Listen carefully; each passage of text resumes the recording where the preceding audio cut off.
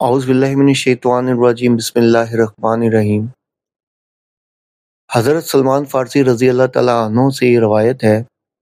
حضرت سلمان آپ کو معلوم ہے کہ ایران میں پیدا ہوئے اور ان کے والد جو ہیں وہ آتش کدے کے بڑے ذمہ دار آدمی تھے، لیکن حضرت سلمان فارسی رضی اللہ عنہ کو نفرت پیدا ہوئی کہ یہ آگ ہم خود چلاتے ہیں، ایندھن اس میں نہ ڈالیں تو بجھ جاتی ہے، اب کیسے اس کے سامنے ہاتھ جوڑ کر کھڑے ہو جائیں، اس سے دعائیں مانگیں۔ بہرحال اس بنا پر جو بھی چپکلش ہوئی تو جیسے حضرت ابراہیم علیہ السلام کو ان کے والد نے گھر سے نکال دیا تھا، انہیں بھی ان کے والد نے گھر سے نکال دیا اور ان کو گھر سے نکلنا پڑا۔ جیسے حضرت ابراہیم علیہ السلام نے اور وہ عراق سے شام کی طرف منتقل ہوئے تھے تو یہ ایران سے شام کی طرف منتقل ہوئے،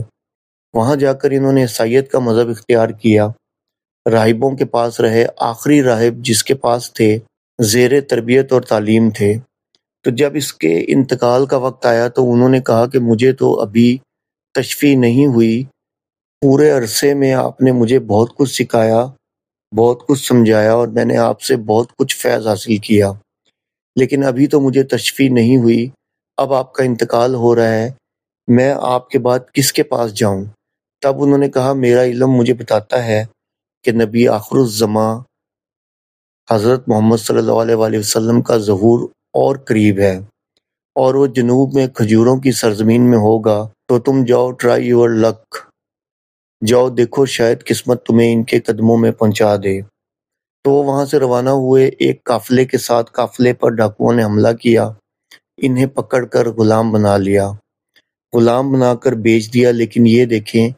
قسمت ان کی کہ مدینے کے یہودی نے خرید لیا۔ اب مدینے پہنچ گئے، اب وہاں خبریں انہیں مل رہی ہیں کہ مکے میں کسی صاحب نے دعویٰ کیا ہے نبوت کا، لیکن ان کے پاؤں میں تو غلامی کی بیڑیاں تھیں، وہاں تو نہیں جا سکتے تھے۔ تو میں کہا کرتا ہوں کہ یہ اس شخص کی قسمت ہے کہ جیسے ہم کہتے ہیں کہ پیاسا کنویں کے پاس جایا کرتا ہے، کنواں تو پیاسے کے پاس نہیں آتا، لیکن یہاں کیا ہوا کہ کنواں چل کر پیاسے کے پاس پہنچا۔ محمد صلی اللہ علیہ وآلہ وسلم ہجرت فرما کر مدینے تشریف لے آئے، تب انہوں نے اپنے آقا سے ایک روز کچھ تھوڑی سی کھجوریں مانگی اور اجازت طلب کی اور جا کر حضور صلی اللہ علیہ وسلم کی خدمت میں پیش کیں، کیونکہ اس راہب نے یہ بتایا تھا کہ وہ ہدیہ تو قبول کر لیں گے، صدقہ قبول نہیں کریں گے۔ تو اسی امتحان کے لیے جا کر حضور کی خدمت میں وہ کھجوریں پیش کیں۔ حضور صلی اللہ علیہ وسلم نے پوچھا کیا ہے؟ عرض کیا صدقہ۔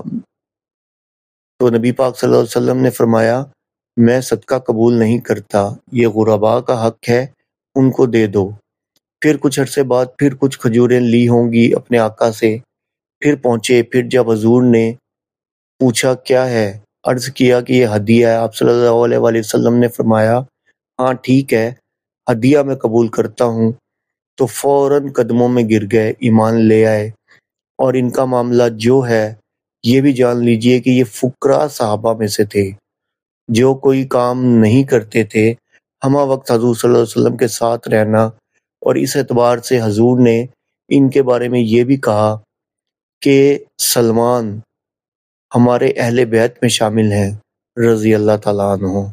وآخر دعوانا الحمدللہ رب العالمین۔